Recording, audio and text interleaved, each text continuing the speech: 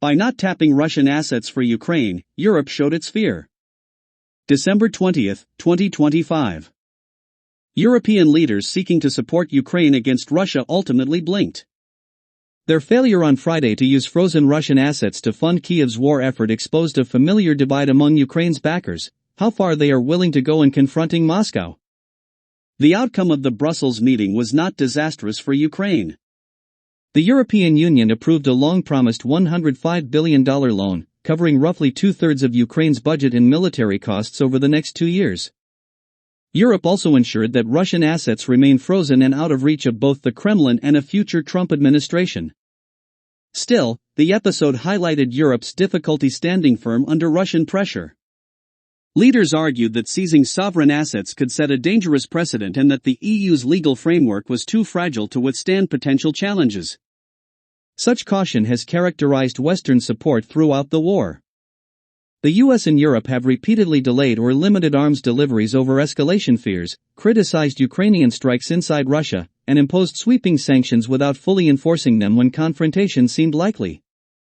As a result, roughly $250 billion in Russian assets frozen since the invasion will remain unused until the war ends, possibly for reconstruction, but not for Ukraine's immediate military needs or Europe's rearmament.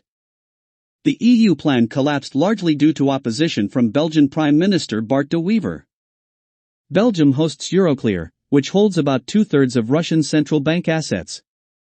De Wever warned that legal challenges or Russian retaliation could leave Belgium financially exposed. He said Moscow had threatened legal and financial consequences against Belgium and him personally. President Vladimir Putin called the plan robbery, warning it would erode trust in the EU as a safe place for assets. He mocked the failure as proof that plundering other people's money is difficult.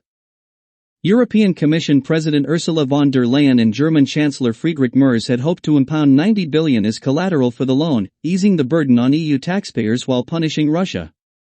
Instead, Europe opted for an interest-free loan funded by joint EU borrowing.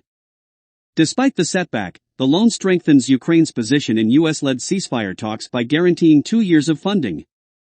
President Volodymyr Zelensky thanked the EU, saying the support bolsters Ukraine's resilience and Europe's future. Politically, however, the EU emerged weakened.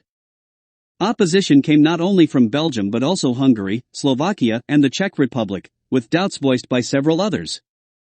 Officials worry that as peace talks drag on, war fatigue and domestic pressure will deepen. Danish Prime Minister Mette Frederiksen warned that this erosion of resolve is exactly what Putin seeks.